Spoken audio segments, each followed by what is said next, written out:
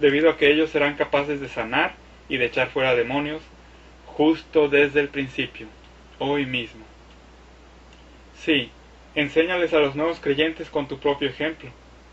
Felipe desde el principio, y a pesar de que no estaba plenamente instruido, sanó a los enfermos y echó fuera demonios en Samaria.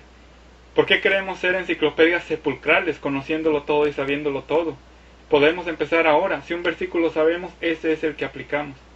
¿Por qué los viejos muchas veces tienen su mente más llena de cochambres y les es más difícil creer? Por todo el condicionamiento que ha sucedido durante su vida.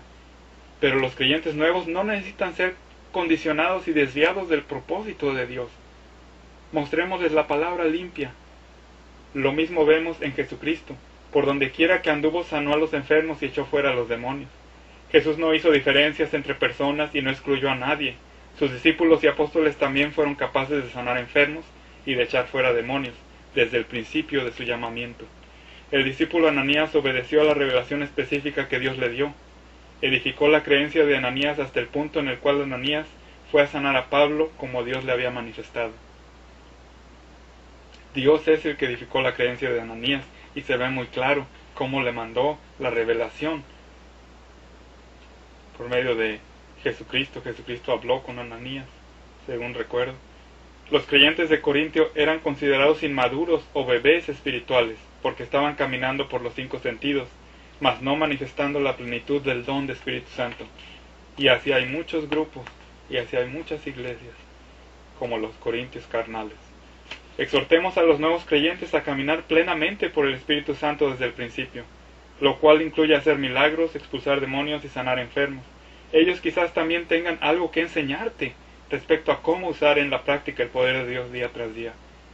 Estudiemos la palabra de una manera horizontal, para aprender de otros a los que Dios les revele, no de una manera vertical en la que todo viene ya pre-evaluado y tal vez ni siquiera funcione porque son doctrinas de hombres. El resultado de ello es que Dios recibirá siempre y primeramente la gloria, y muchos más serán salvos y vendrán al pleno conocimiento de la verdad, y a su vez serán capaces de enseñar y de sanar a otros. Número 8. Observaciones adicionales relacionadas con dones de sanidades de mis antiguas notas. Cuando Dios da la revelación al creyente, deseoso de manifestar milagros y sanidades, él debe de seguir creyendo hasta que el milagro y la sanidad se manifiesten plenamente. Elías debía de creer sostenidamente que no llovería durante 3 años y medio. Jesucristo a veces sanaba gradualmente a los enfermos y no de inmediato, como cuando el ciego requirió que Jesús le siguiera ministrando, mediante ponerle las manos sobre los ojos por segunda vez, pues iba recibiendo y recobrando la vista gradualmente. Al principio del proceso de su sanidad veía a las personas en movimiento, cual si fueran sombras o bultos, cual árboles, dice en Marcos 8:24. Nosotros también hemos de estar confiados de preguntar a las personas cómo se sienten, si han experimentado ciertas mejoras, si ya han sanado, y si no, tal vez sea necesario ministrar u orar de nuevo, si eso es lo que Dios te dice, lo que sea necesario para llevar a cabo las obras que Dios nos ha encomendado. En ese relato vemos que primeramente Jesús escupió en sus ojos y luego puso las manos sobre él. Escupir sobre un enfermo era un orientalismo. Ellos creían que la saliva de un hombre santo tenía el poder de sanar. ¿Cómo supo Jesucristo que el ciego iba a creer al ser sanado de esa forma? Por revelación de Dios. Y porque vio, porque es lo que sintió al ir actuando, casi con forma natural, pudo hacer esas cosas. Es una incorporación, tiene ya el Espíritu en él. Viene natural como respirar. En otra ocasión Jesús le pidió al ciego, al que le puso saliva con lodo en los ojos, que fuera a lavarse la cara antes de manifestar su plena sanidad. Juan 9:7. Nosotros desde luego que no hemos nacido con una mente renovada perfecta como lo hizo Jesucristo. Es decir, Jesucristo nació con una mente renovada perfecta. Y nosotros no hemos andado conservando nuestra mente renovada durante toda nuestra vida como lo hizo Jesucristo. Por lo que quizás requiramos de un uso más frecuente de la oración, la cual muchas veces es necesaria para que tengamos paz o para inspirar paz en la mente de la persona que va a recibir sanidad. Una vez que hemos recibido la revelación de Dios, hemos de dejar de orar y entonces debemos de comenzar a actuar y a dar la orden para que las cosas que nos es necesario llevar a cabo sucedan. Recordemos que es Cristo en nosotros, recordemos lo que Dios ya nos ha dado. Si Dios ya nos ha indicado en su palabra escrita que su voluntad es la de sanar toda dolencia y enfermedad o echar fuera todo demonio, ¿Por qué entonces seguimos pasivos y estáticos y deseamos solamente seguir orando en espera de una respuesta que ya hemos recibido, como le estaba Moisés al principio antes de cruzar el Mar Rojo? Dios entonces nos ha de estar respondiendo como le respondió a Moisés: muévete, ya te di mi autoridad y mi autoridad para hacerlo. Ya te autoricé, muévete. Dios nos dijo que lo hiciéramos, no que viviéramos orando para lograr la sanidad de otros. Ya tenemos el poder de Dios dentro nuestro, ya tenemos a Cristo en nosotros. El poder para sanar ya está en nuestras manos, hemos de utilizarlo nosotros. La gente al verlo se maravilló y glorificó a Dios, que había dado tal potestad, tal autoridad a los hombres.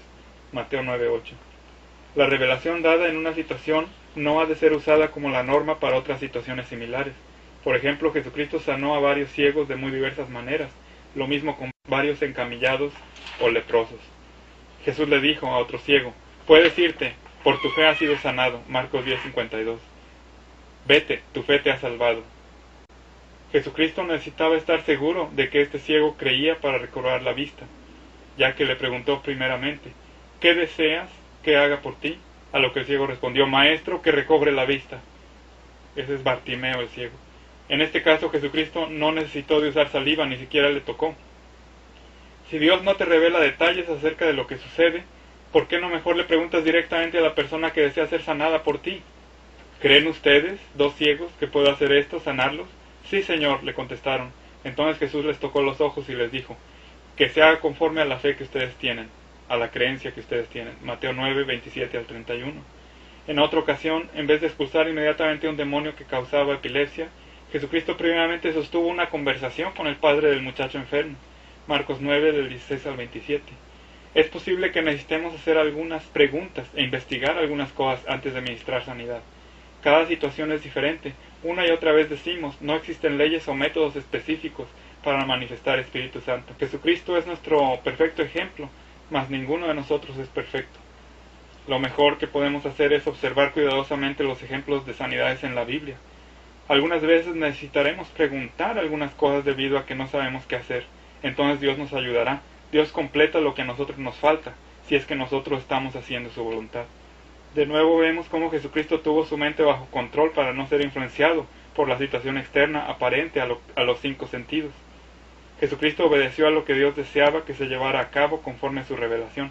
Era necesario cuestionar al Padre, tener cierta información y específicamente llevar al Padre del poseído al punto de creencia. Durante todo ese tiempo el muchacho se convulsionó epilépticamente bajo la influencia de ese espíritu diabólico. Jesucristo no actuó precipitadamente.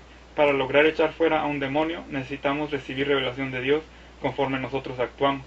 Es el andar sincronizado, es el manifestar el don que Dios ya nos ha dado, que se activa bajo el control de nuestra voluntad y es energizado por Dios. Al empezar nosotros a actuar, Dios actúa con nosotros. Esa es la norma que vemos en la Escritura. Dios nos dice qué decir en el momento mismo de la acción. Otro de los actos portentosos y milagrosos de Jesucristo es aquel en el que resucitó a Lázaro. Jesús amaba a Lázaro y a sus hermanas. Aún Jesús lloró en esa situación. Es posible experimentar emociones, pero no podemos dejar que las emociones se interpongan en nuestro camino. Necesitamos controlar nuestras emociones, las cuales van y vienen, mientras que la palabra de Dios permanece para siempre. Entonces Jesús le agradeció a Dios por escucharle siempre, lo cual indica que Jesucristo sostenía una constante conversación con Dios. Juan 11, 41 y 42. Entonces, y a pesar de que la hermana de Lázaro le indicó a Jesucristo que el cadáver ya estaba apestando por estar sepultado durante 4 días, Juan 11:39, Jesucristo habló con el creyente muerto Lázaro. Lázaro, ven fuera. 3 palabras. Juan 11:43. Dios solamente nos revelará la causa de una enfermedad si eso es necesario. Jesucristo se refiere a una posible causa de enfermedad en un registro. Tus pecados te son perdonados, en Mateo 9:2. Y Jesucristo dice que ya ha orado y llorado en un solo registro también, antes de ministrar sanidad, cuando resucitó a Lázaro. Es decir, que orar y saber las causas no son prerequisitos para sanar a alguien. No hay ningún prerequisito para manifestar el poder de Dios.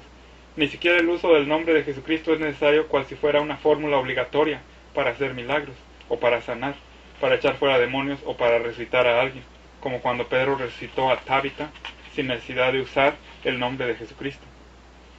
Para el uso del poder del Espíritu Santo de Dios que mora en nosotros no hay normas ni regulaciones. Todo depende de la creencia de aquel que manifiesta. Pedro y Juan fueron capaces de sanar a un hombre que no podía caminar. ya que había nacido tullido o cojo. Ese hombre de más de 40 años era diariamente colocado a la puerta del templo de Jerusalén,